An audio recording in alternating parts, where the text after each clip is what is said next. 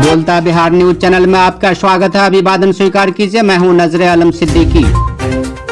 गांव ग्राम के सुदूर क्षेत्र के बच्चों को शिक्षा का अधिकार प्राप्त हो, इसके मद्देनजर बिहार राज्य के समस्तीपुर जिला अंतर्गत सिंगिया प्रखंड क्षेत्र के ग्राम बहदूरा स्थित निःशुल्क शिक्षण संस्थान संचालित की गई है। गांव ग्राम के नौनिहालों को शिक्षा के अधिकार की प्राप्ति के दृष्टिकोण से उत्पन्न बदहाल व्यवस्था को सुचारू रूप प्रदान करने वास्ते ग्राम बहदूरा निवासी मरहूम हाजी मोहम्मद अब्दुल समद साहब द्वारा वर्षों पूर्व अपने पैतृक आवास भवन के प्रांगण में मदरसा रसीदिया तालीमुल कुरान नामक शिक्षण संस्थान को संचालित करते हुए आर्थिक तंगी के शिकार अभिभावकों के बच्चों को निःशुल्क शिक्षा प्रदान करने की योजना बनाई गई थी। मरहूम हाजी अब्दुल समद के सपनों को साकार करने और शिक्षा जगत को उच्च स्तर तक पहुंचाने के सिलसिले को कायम रखते हुए उनके बड़े सुपुत्र मुफ्ती मोहम्मद खलील कौसर ने अपने पैतृक निवास ग्राम बहदूरा में बुधवार के दिन संचालित मदरसा रसीदिया दारुल कुरान में गुणवत्तापूर्ण शिक्षा प्राप्त करने वाले को विभिन्न प्रकार के पुरस्कारों का वितरण करते हुए शिक्षा प्राप्त कर रहे बच्चों के हौसला बुलंदी के उत्कृष्ट कार्यों को अंजाम देते हुए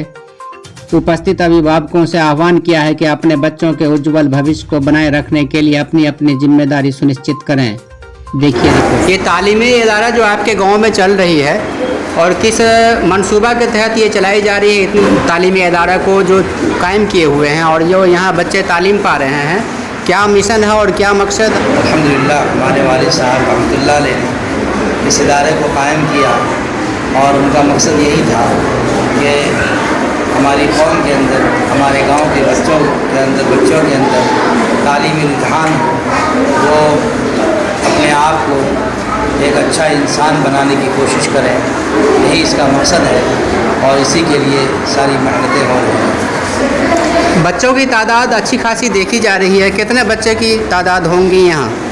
तकरीबन 200 बच्चे हैं। तो क्या ये बच्चे शुल्क दे करके पढ़ते हैं या बिना शुल्क पढ़ते हैं यहाँ?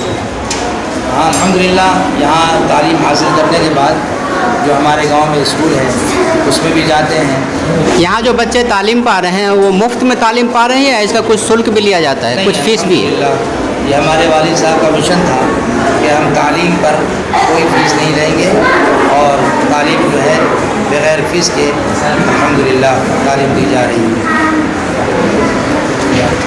जी, ये हमारी बस्ती बहदूरा का एक इदारा है। ये हमारे गांव के हाजी साहब हाजी अब्दुल समद साहब रहमतुल्लाह अलैह थे, उनके ज़रिए कायम हुआ ये और वो बड़े अच्छे बुज़ुर्ग थे।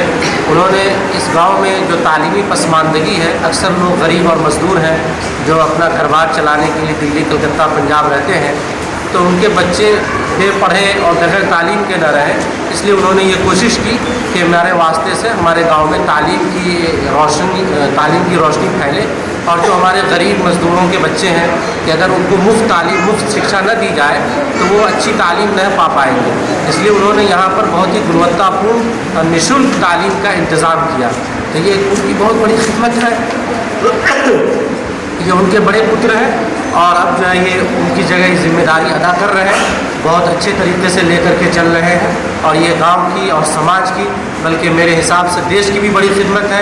इसलिए कि जो बच्चे यहाँ तालीम हासिल कर रहे हैं वो इसी देश के बच्चे हैं और जो कि सरकार का काम है तालीम देना और सरकारी बाज़ इदारों के न दे पाने की वजह से इस तरह के इदारे जो काम कर रहे हैं, तो ये तालीम का काम बहुत ही अहम काम है। ये समाज को ऊपर ले जाने के लिए ये सारे काम किए जा रहे हैं, तो ये बहुत ही महत्वपूर्ण काम है। विशेष करके इस्लामिक शिक्षा पा रहे हैं बच्चे, तो क्या हिंदी अंग्रेजी भी बताए जाते हैं बच्चों को? चूँकि यहाँ ज़्यादातर बच्चे मुस्लिम हैं और आगे इसके ऊपर और बात हो सकती है कि इसमें और बच्चों की गुंजाइश हो सकती है या नहीं हो सकती है, वो इंतज़ाम किया जा सकता है। लेकिन चूँकि बच्चे को यहाँ पर जो है तालीम तो सभी दी जाती है, हिसाब है और हिंदी अंग्रेज़ी है, वो भी उनको पढ़ाई जाती है, इसलिए कि उन्हें इसी मुल्क में रहना है और उनको अपना जीवन यापन करने के लिए ये सब चीज़ों की ज़रूरत है, तो इस तरह की चीज़ें भी उनको सिखाई जाती है। हिंदी अंग्रेज़ी मैथ साइंस भी पढ़ाया जाता है ताकि वो एक अच्छे नागरिक बन सके। देखा जा रहा है कि यहाँ के बच्चे यहाँ तालीम पाते हैं और फिर सरकारी स्कूल में भी जाते हैं। जी, सरकारी स्कूल में भी इसलिए जाते हैं कि चूँकि वहाँ पर रजिस्ट्रेशन है, उनका वहाँ एडमिशन है, तो यहाँ वो भी एक तरह से आप इसको एक ट्यूशन की तरह मान लें कि वहाँ उनका एडमिशन है तो इम्तिहान तो वहीं पर देंगे और सरकारी रिजल्ट या सरकारी डिग्री तो उनको वहीं से मिलेगी, जिससे उनकी जो है आला और हायर एजुकेशन जो है उच्च शिक्षा में वो और आगे प्रगति करेंगे। तो ये इस तरह से ये बैकबोन का काम करता है, एक तरह से सहयोग का काम करता है, यानी एजुकेशन का सहयोगी है, सहपाठी है। ये हमारे सरकारी स्कूलों का एक तरह से सहपाठी है ये।